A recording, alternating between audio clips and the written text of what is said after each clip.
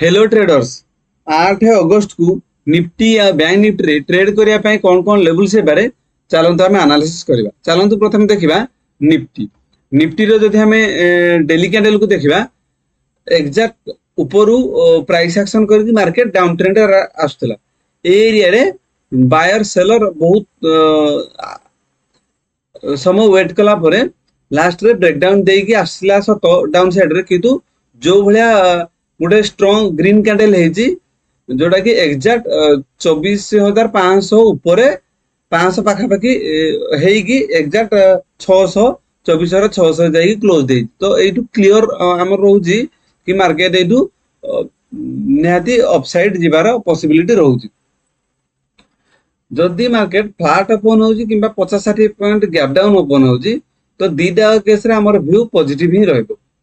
किंतु जदि gap up भी ओपन होउजी ताले हमें पॉजिटिव जदि किसी देखो व्यू रहउजी ताले हमें अप ट्रेंड को जिबा पय ट्राई करबा।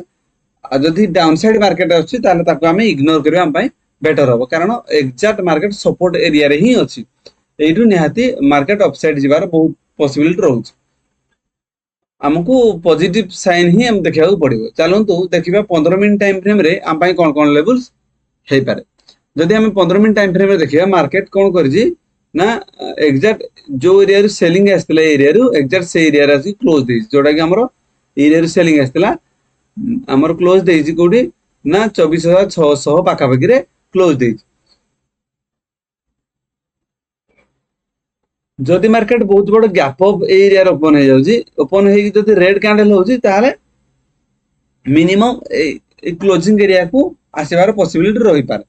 किंतु जदि एरिया रे जस्ट गैप अप होउजी ताले आम पय एरिया कंफ्यूज एरिया रहबो। मार्केट एटू डाउन साइड जीवो जदि डाउन साइड जीवो केते बाटे जीवो हेडा किसी क्लियर नाही। जदि अपसाइड जीवो ताले अपसाइड रो कोठू सेलिंग प्रेशर हो ता भी क्लियर नाही। आम पय जदि बहुत बड़ गैप अप हो जाउजी ए एरिया रे हेला परे एरिया जदि गैप अप होउजी ताले जदि भी सेलिंग किछि रेड कैंडल होउजी ताले हमें मिनिमम क्लोजिंग पर्यंत आसीबा पय ट्राई करबा। जदि मार्केट फ्लैट ओपन होउजी ताले सेटा हम पय कंफ्यूज रहबो कि मार्केट एटू कुआडे जीवो। आइदर एटी सपोर्ट नै कि पुनी अपसाइड जीवो ना डाउन साइड आछो कारण ऑलरेडी जो भला रैली दे देछि एटू फ्लैट ओपन हेले मार्केट रे एटू एंट्री हेबा पय इंटरेस्टेड रहिबेनी। तो सबुठु बेस्ट ट्रेड हम पय कोन होबो जदि मार्केट गैप डाउन ओपन होबो 625 रे क्लोज देछि मिनिमम हमरो ओपन होबा को पड़िबो 24,550 पाखापाखि 60-70 पॉइंट भला जदि गैप डाउन ओपन होउची ताहले एटा हम पय बेस्ट सबुठु बेस्ट ट्रेड हो। कारण ए एरिया रे जदि गैप डाउन ओपन होउची ताहले एटू बायर ही एक्टिव है कारण एटू सेलिंग करिया पय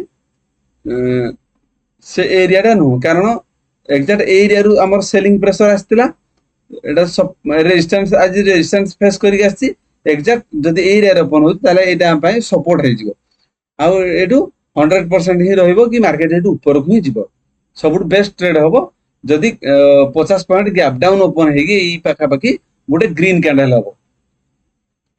आ जदि मार्केट बहुत बड़ गैप डाउन एरिया रे ओपन हो जिवो ताहले हमहु ट्रेड को इग्नोर करिया पड़िबो। बहुत माने पाखापाखि 24,500 तळे जदि डायरेक्ट गैप डाउन ओपन होजी ताहले हम ताको इग्नोर करिबा। चलन देखिबा बैंक निफ्टी। बैंक निफ्टी रो जदि हम डेली कैंडल को देखिबा मार्केट कोन करछि एग्जैक्ट सपोर्ट एरिया रे ये भी गोटे स्ट्रांग ग्रीन कैंडल हेछि। जदि market just 50-60 point gap down open होजी तो इटा हम पय सबुठ बेस्ट ट्रेड होबो किबा फ्लैट भी जदि ओपन होजी ताहले हमरो व्यू पॉजिटिव रहइबो। किंतु जदि किछि नेगेटिव डाउन साइड रे व्यू रहउची ताहले हम ताको इग्नोर करबा। जदि डाउन साइड रे हमर नबा ट्रेड ताहले केते ना जदि पाखापाखि 100-150 पॉइंट गैप अप खुली 100-150 पॉइंट गैप अप खुला परे जदि डाउन साइड आस्ट्री ताहले हमें मिनिमम एक क्लोजिंग एरिया को टारगेट करि परिबा। चलन देखबा 15 मिनट टाइम फ्रेम रे हम पय कोन कोन लेवल्स हे पारे। जदि हम 15 मिनट टाइम फ्रेम रे देखबा ताहले 55,600 पाखापाखि रे मार्केट क्लोज देछि जदि मार्केट ए एरिया ओपन होची जोटा कि हमर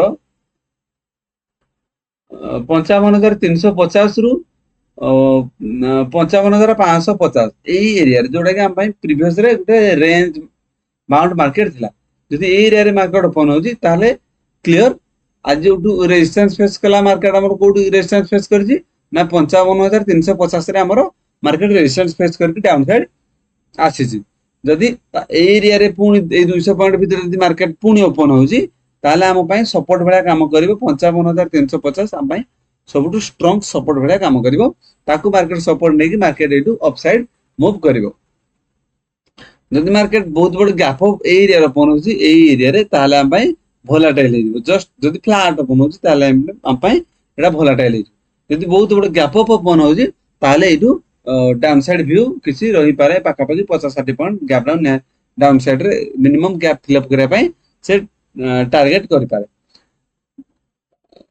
जदि मार्केट बहुत बड़ गैप डाउन एरिया रे ओपन होची ताले हमें ट्रेड को इग्नोर करबे एई भली निफ्टी आ बैंक निफ्टी ट्रेडिंग लेवल्स पे वीडियो को लाइक एवं चैनल को सब्सक्राइब करंतु थैंक यू।